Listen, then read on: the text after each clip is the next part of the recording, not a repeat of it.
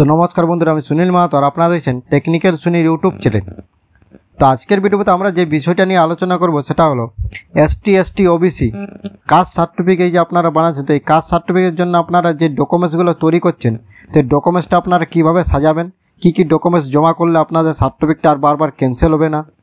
তো এই ডকুমেন্টসের সম্পূর্ণ যে ডকুমেন্টস লিস্ট, সেই লিস্টে আমি এই ভিডিওতে আপনাদেরকে একটা স্টেপ বাই স্টেপ দেখাচ্ছি এবং আলোচনা করে দিচ্ছি। তো তাই আপনারা এই ভিডিওটা স্কিপ না করে প্রথম থেকে শেষ পর্যন্ত দেখুন, তাহলে আর আপনাদের বারবার এই ডকুমেন্টস সম্বন্ধে, কাস্ট সার্টিফিকেট যে আপনার ডকুমেন্টস, সেই ডকুমেন্টস সম্বন্ধে কোনো রকম প্রবলেমে পড়তে হবে না। আর যদি আপনাদের এই ভিডিও ভালো লাগে তো অবশ্যই ভিডিওটাকে একটা লাইক করবেন, চ্যানেলে প্রথম হলে সাবস্ক্রাইব করবেন এবং বেল আইকন কিন্তু ক্লিক করে রাখবেন। তো দেখুন আমি একটা লিস্ট করে রেখেছি। প্রথমে দেখুন দেওয়া আছে অনলাইন অ্যাপ্লিকেশন ফর্ম।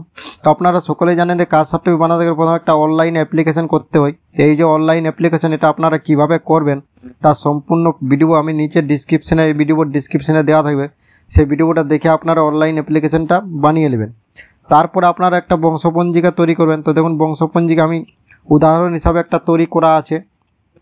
তো দেখুন এই যে বংশপঞ্জিকা, দেখুন এখানে দুজনের নাম আছে, যে দুজনের অনেকগুলো নাম আছে, তার মধ্যে দুজন মেন, একজনের অ্যাপ্লাই করব আর একজনের সার্টিফিকেট নিয়ে আমি দেখাচ্ছি। তো এবার দেখুন আমি 1 2 3 4 5 6 এই যে 6টা আমি লিস্ট করে রেখেছি। এগুলো একটা একটা আমি আপনাদেরকে আলোচনা করে দিচ্ছি, তবে আপনারা বুঝতে পারবেন। তো 1 নম্বরে দেখুন আছে আধার কার্ড জেরক্স। আধার কার্ড বা এখানে জন্ম সার্টিফিকেট দিলেও আপনাদের কোনো রকম প্রবলেম হবে না। তো আধার কার্ড জেরক্স এটা আপনারা যার অ্যাপ্লাই করবেন, যে অ্যাপ্লিকেন্ট, যেমন এখানে আমার অ্যাপ্লিকেন্ট হলো বা অ্যাপ্লাই আবেদনকারী হলো সাগর। তো সাগরের আধার কার্ড জেরক্স এবং তার জন্ম সার্টিফিকেট জেরক্স আমাদেরকে দিতে হবে।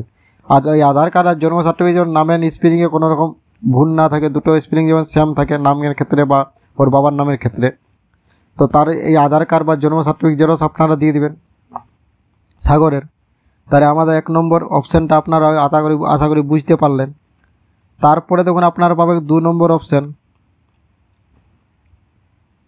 তো 2 নম্বর অপশানে আপনারা দেখুন কি আছে, বাবার ভোটার কার্ড বা আধার কার্ড জেরক্স। তো বাবা বলতে সাগরের বাবা এখানে, তো তার রোহিত এখানে দেখুন দেওয়া আছে। বাবা বলতে এই যখন রোহিত যে নামটা আছে, তো রোহিত হলো সাগরের বাবা। তো এর আধার কার্ড বা ভোটার কার্ড আপনাদেরকে জেরক্স দিতে হবে সঙ্গে। তো সাগরের আধার কার্ডে যা নাম স্পেলিং থাকবে, তার বাবার আধার কার্ডও কিন্তু সেম স্পেলিং থাকার প্রয়োজন। যদি আলাদা থাকে তাহলে আপনাদেরকে কিন্তু কোর্ট থেকে অ্যাফিডেভিট করে দিতে হবে, আর যদি সেম স্পেলিং থাকে তাহলে আপনারা কোনো প্রবলেম হবে না। তো বুঝতে পারলেন যে রোহিতের আধার কার্ড বা ভোটার কার্ড আপনাদেরকে জেরক্স দিতে হবে। তাহলে 2 নম্বর অপশানটা সেভ। এরপর আমাদের চলে আসবে 3 নম্বর অপশান। তো 3 নম্বর অপশানে দেখুন আমি প্রত্যেকটা লিস্টে লিখে রেখেছি। তো 3 নম্বরে কি আছে, সেটা হলো রক্তের সম্পর্কের কাস্ট সার্টিফিকেট জেরক্স এবং আধার কার্ড জেরক্স। তো রক্তের সম্পর্ক আপনারা জানেন একজনের সার্টিফিকেট জেরক্স দিতে হয় এবং সঙ্গে তার ডকুমেন্টস হিসাবে, তার আইডি হিসাবে একটা আধার কার্ড। তো এখানে দেখো রক্তের সম্পর্ক আমার যেটা আছে সেটা হলো দীনেশ। তো এই হলো সার্টিফিকেটটা। তো এর একটা সার্টিফিকেট প্লাস এর আধার কার্ড, দুটো জিনিস আপনাদেরকে জেরক্স করে জমা করতে হবে ওই ডকুমেন্টসগুলোর সাথে। তো এটা আপনারা আশা করি বুঝতে পারলেন যে এর কীভাবে দিবেন, এর সার্টিফিকেট জেরক্স এবং আধার কার্ড জেরক্স দীনেশের, কারণ আমি এর সার্টিফিকেট দিয়ে ওরটা বানাচ্ছি। এবার এই যে বংশপঞ্জিকা যে সম্পর্কটা, এই সম্পর্কটা আপনারা শুধু বংশপঞ্জিকাতে দিলে হবে না, এটা আপনাদেরকে প্রমাণ সমেত দেখাতে হবে।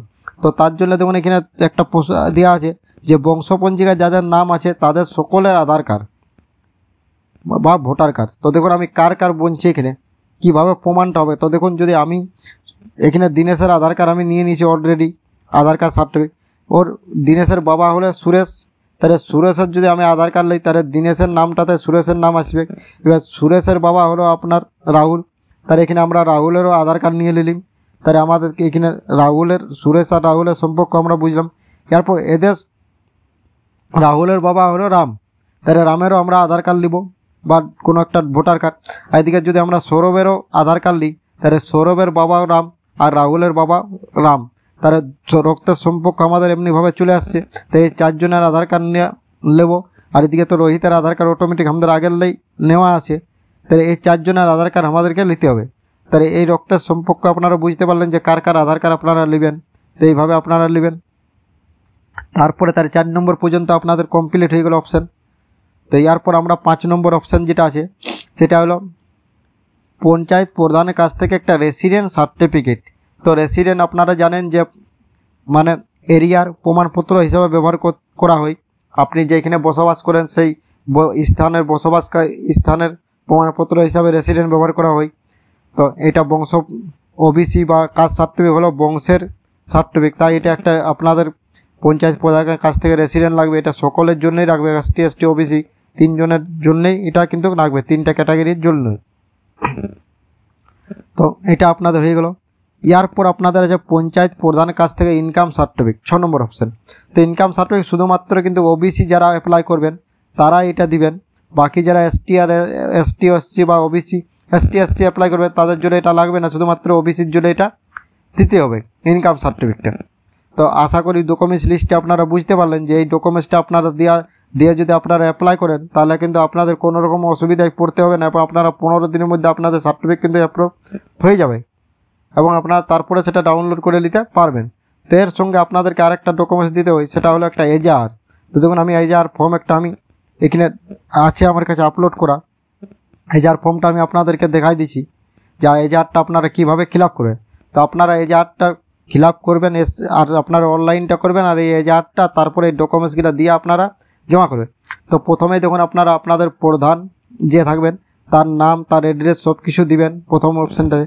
তারপরে আপনি যে অ্যাপ্লাই করবেন তার নাম অ্যাড্রেস দিবেন, আর নিচে প্রধানের কিছু স্ট্যাম্প বা সিগনেচার স্ট্যাম্প নিয়ে নেবেন। তারপরে আপনার যে এরিয়ার মেম্বার যে আছে তার এখানে নাম দিবেন, এই ঘরগুলোতে নাম অ্যাড্রেস। তারপরে আপনার নিজের নিচে নাম দিবেন, তারপরে আপনার মেম্বারের স্ট্যাম্প আর সিগনেচার নিয়ে নেবেন। তো এইভাবে আপনি ডকুমেন্টসটা তৈরি করে নেবেন, এই যে আর্টটা দিয়ে তৈরি করবেন এবং আপনারা ভিডিও অফিসে লিখে জমা করবেন। তো থ্যাংক ইউ বন্ধু, ধন্যবাদ। ভিডিও ভালো লাগলে লাইক করবেন, চ্যানেলে প্রথমে সাবস্ক্রাইব করবেন এবং বেল আইকন কিন্তু ক্লিক করে রাখবেন।